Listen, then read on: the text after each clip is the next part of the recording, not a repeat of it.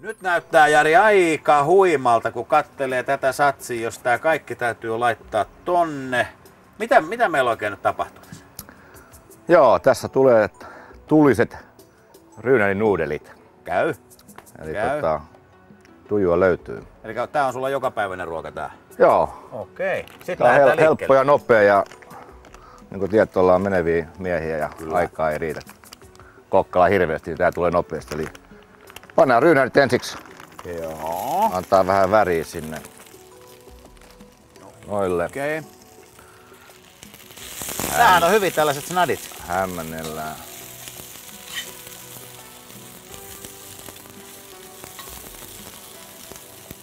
Tulee aika sähäkästi. Joo, siellä on hyvä liekki ja Joo. potku löytyy. Sitten.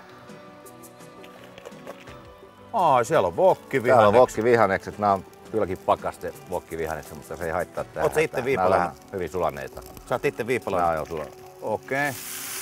Kyllä sä oot valtavasti nähnyt vaivaa. Joo. Ja taas sekoitellaan. Onko tässä vähän Jari sellaista nyt, että sä teet, tästä tulee niinku hyvä mieli tavallaan, kun siellä on ryynäreitä ja sitten tulee vähän vihreitä ja tollasta, niin tavallaan syö niinku salaattiryynäreitä melkein. Joo, siinä on vähän palassia. Joo, okei. Ja valkosipuli kuuluu ilman muuta. Kyllä, se on. Tää on tulinen satsi. Eikä me panna kaikki. Kaikki vaan. Onhan meitä syöjiä. No ei tänne oo tultu leikkiä. Pitää vähän hämmentää, niin saadaan Sekin me osataan. Joo. Hämmentäminen. Hämmentää. Joo. Hyvä. Siellä. Sitten meillä on lisää tomaattimurskaa. Joo. Tässä on aika satsi, mutta onhan me syöjiä, niin mehän pannaan se kaikki sinne.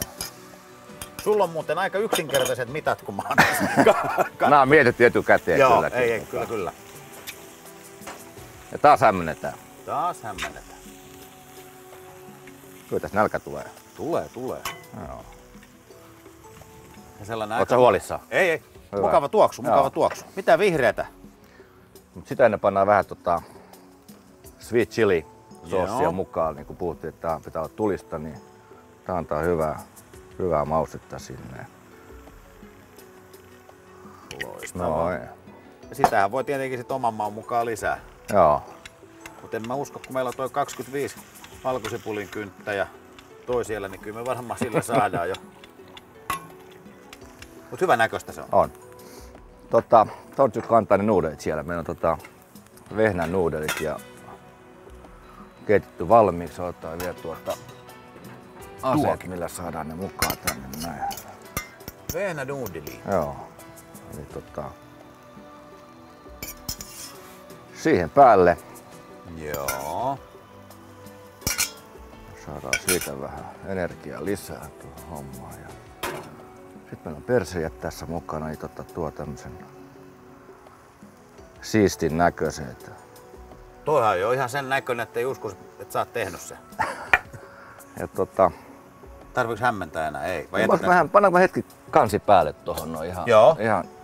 Eikö se kuulu tähän systeemiin noin? Vähän hautuu. Vähän hautuu. Muuten tää rupeaa valmista. Meillä on salattia tuossa valmiina tehtynä siihen kylkeen. Ja se on melkein valmis nautittavaksi. Joo. Uskalletaanko me jo kurkkaa tuonne? Joo, nyt mulla on aika katsoa, ettei tää ihan Ei, aika hyvät hei hulina. Oi, kun se on. Hyvin Hei, eikö sä aleta syömään? Se käy. Jos mä otan sä lautaset, niin mä annostelen tää tässä. Annostele sä siitä.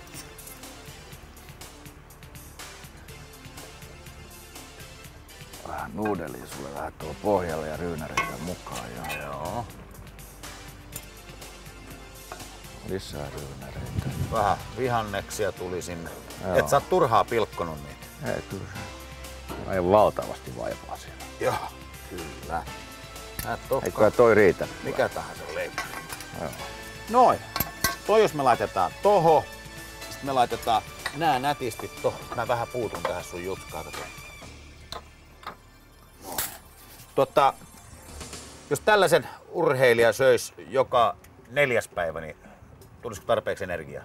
Joo, täytyy muistaa, että meillä on hyvä salatti tuossa vieressä. Niinpä onkin. Joo.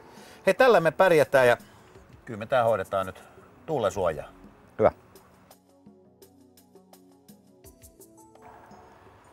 Ja sitten vastaus äskeiseen katsojakysymykseen. Ja peruna, jota Lemillä sanotaan potuaatiksi, niitä valmistettiin grillissä 2 kappaletta. Tämänkertainen katsojakysymys tulee tässä.